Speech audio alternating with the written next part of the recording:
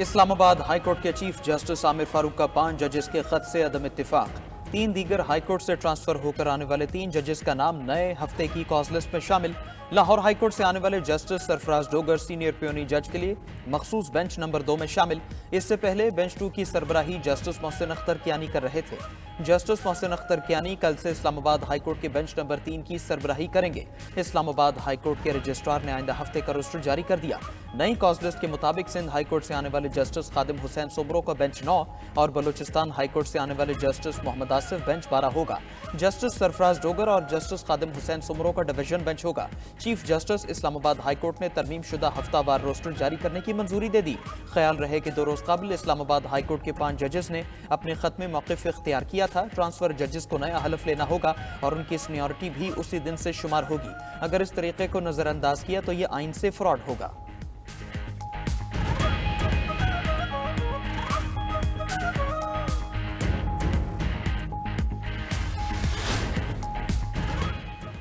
इस्लामाबाद की तीनों बार्स का हाई कोर्ट में जजेस तबादलों के खिलाफ आज हड़ताल का ऐलान। वकीला तंजीमों की दूसरी हाई कोर्ट से जजेस के तबादलों की मुखालिफत। वकीला रहनुमाओं ने कहा कि तबादले अदलिया में तकसीम और बदनीयती पर मुबनी है। पीका एक्ट के जरिए मीडिया को फतह कर लिया गया। इस्लामाबाद हाई कोर्ट को फतह करने की कोशिश की जा रही है। इस्लामाबाद हाई कोर्ट के जजेस के खत के साथ हैं, जहां मीडिया और अदलिया आज़ाद न हो वो कौमें तबाह हो जाती हैं। हम किसी जज या शख्सियत के साथ नहीं, अदलिया और आइन के साथ खड़े हैं। 3 सीनियर जजेस में से एक को चीफ जस्टिस बनाना होगा। हुकूमत और अपोजिशन आइन और कानून की धज्जियां ना बिखेरें।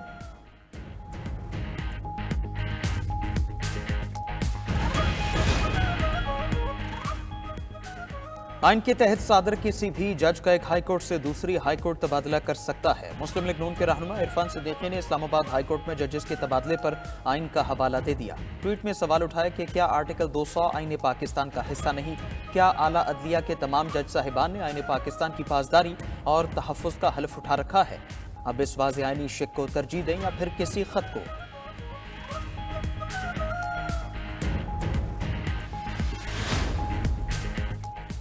वज़ीर आज़म शहबाज शरीफ आज एक रोज़ा दौरे पर कोयटा जाएंगे। वफाकी वज़ीरा मोहसिन नकवी, एहसन इकबाल और दीगर हुक्काम भी हमरा होंगे।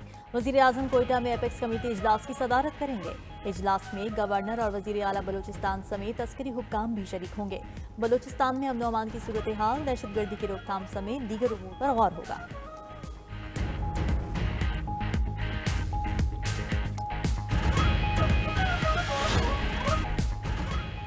बाहमी ताउन के जरिए पाकिस्तान और अफगानिस्तान में पोलियो का खात्मा होगा। पाकिस्तान के करोड़ों बच्चों को पोलियो से महफूज करेंगे। वज़ीर आज़म शहबाज शरीफ का कौमी इंसदाद पोलियो मुहिम की इफ्तिताही तकरीब से खिताब। कहते हैं गुज़िश्ता साल मुल्क भर में पोलियो के 77 केसेस सामने आए। रवा साल के पहले ही माह पोलियो का 1 केस सामने आ गया। आलमी इदारों और शराकतदारों से मिलकर पोलियो का खात्मा करेंगे। इंसदाद पोलियो के लिए ताउन पर WHO, यूनिसेफ के मशकूर हैं। वज़ीर आज़म ने बच्चों को कतरे पिलाकर साल की पहली कौमी इंसदाद पोलियो मुहिम का इफ्तिताह कर दिया। शहबाज शरीफ का मुल्क को हर कीमत पर पोलियो से पाक करने का आज़म। कहा, हमने पाकिस्तान से पोलियो का मुकम्मल खात्मा करना है।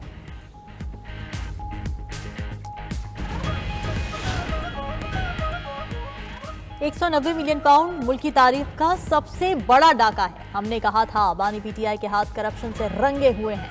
वज़ीर इत्तलात अता तारड़ का लाहौर में तकरीब से खिताब। कहा, PTI का अवामी मसाइल से कोई सरोकार नहीं था। इन लोगों ने तोशाखाना से घड़ियां चोरी की। PTI अपने दौर में सिर्फ पैसा कमाने में लगी हुई थी। वफाकी वज़ीराना तनवीर हुसैन कहते हैं कि जुनैद अकबर खुफकी मिटाने के लिए फाशिस्ट जुबान का इस्तेमाल कर रहे हैं। पाकिस्तान बेहतरी की तरफ गामजन, PTI मुस्बत सियासत करे। हक़ायक़ सामने आने पर PTI का चेहरा आया है। PTI के जहरीले प्रोपेगेंडा ने नौजवानों को वरगलाया।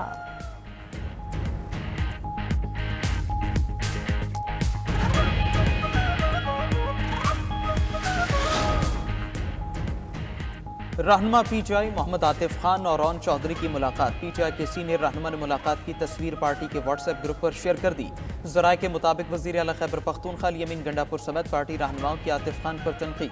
आतिफ खान ने कहा, खुफिया नहीं, दिन की रोशनी में सबके सामने मुलाकात हुई। इस्लामाबाद क्लब में मामूल के मुताबिक वॉक के लिए गया था। रौन चौधरी से आमना सामना हुआ तो किसी ने तस्वीर ली।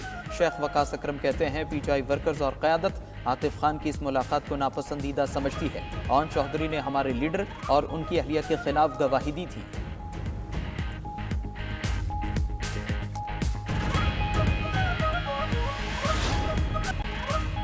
केपी में अवाम के मुंतखब नुमाइंदों का ऐवान में आने से गुरेज। इजलास की कार्रवाई अब तक सिर्फ 19 दिन चली, अरकान की अक्सरियत गायब रही। इजलासों पर लाखों रुपए का खर्चा, मगर अवाम को कोई फायदा न पहुंचा। 92 न्यूज का प्रोग्राम खबर क्या है अहम मामला अवाम के सामने ले आया। सिंध में जली अकाउंट दफातर के अफसरान का कौमी खजाने पर डाका बेनकाब। डेली वेजेस मुलाजमीन के नाम पर माहाना 2 अरब रुपए से जायद की हेरफेर। 92 न्यूज फैसलाबाद में रेवेन्यू डिपार्टमेंट में करोड़ों रुपए का स्कैंडल भी सामने ले आया।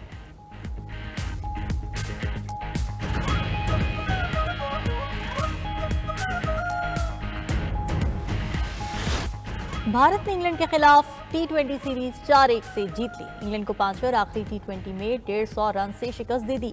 इंग्लिश टीम 248 रन हदफ के जवाब में 11वें ओवर में 97 रन पर ढेर। अभिषेक शर्मा टी20 मैच में सबसे ज्यादा रन बनाने वाले भारतीय खिलाड़ी बन गए। आखिरी टी20 में 56 गेंदों पर 13 छक्कों और 7 चौकों की मदद से 135 रन की धुआंधार इनिंग्स खेली। 37 गेंदों पर दूसरी तेज तरीन सेंचुरी बनाने पर भारतीय खिलाड़ी भी बन गए। इससे कबल रोहित शर्मा श्रीलंका के खिलाफ 35 गेंदों पर सेंचुरी स्कोर कर चुके हैं।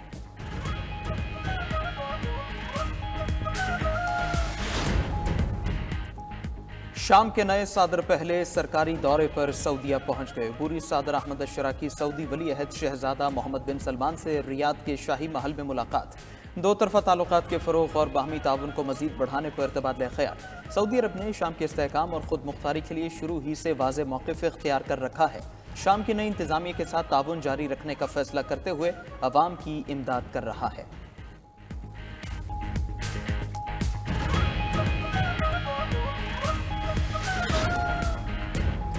अरब ममालिक ने फ़लस्तीनियों को मिस्र और उर्दन मुंतकिल करने का ट्रंप का मंसूबा मुस्तरद कर दिया। मिस्री दारुल हुकूमत काहिरा में मुनक़िदा इजलास में अरब ममालिक के वज़ीर ख़ारिजा और फ़लस्तीनी हुक्काम की शिरकत।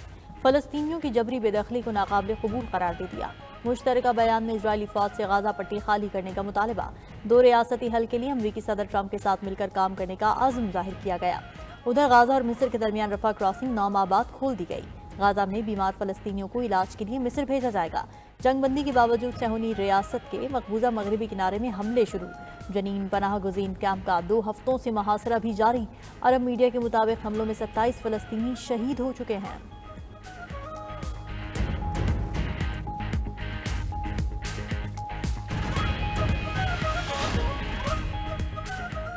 कांगो के शहर गोमा और करीबी इलाकों में शदीद कशीदगी, बागियों और सिक्योरिटी फोर्सेज में लड़ाई जारी। एक ही दिन में 73 अफराद हलाक, 80 जख्मी। मीडिया रिपोर्ट्स के मुताबिक 6 रोज में मरने वालों की तादाद 773 हो गई। 2880 जख्मी हो चुके। हुकूमत का कहना है रवांडा के हिमायत याफ्ता बागी मादनी दौलत से मालामाल इलाके पर कंट्रोल की कोशिश कर रहे हैं।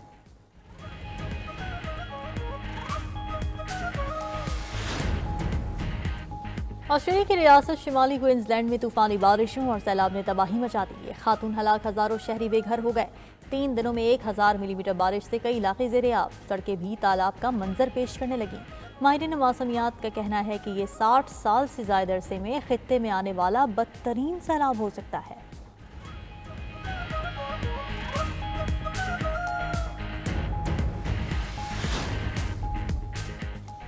रूस का यूक्रेनी शहर पोल्टावा पर हमला, 2 बच्चों समेत 14 अफराद हलाक। यूक्रेनी सदर व्लादिमीर ज़ेलेंस्की ने कहा रूस ने रिहायशी इमारत को निशाना बनाया। दूसरी जानिब रूसी इलाके क्रिस्क में एक स्कूल पर हमले से 4 अफराद हलाक, 4 जख्मी हो गए। 84 मजीद अफराद को बचा लिया गया। इलाके में यूक्रेनी अफवाज का कब्जा है। रूस और यूक्रेन दोनों ने हमले का जिम्मेदार एक दूसरे को करार दिया।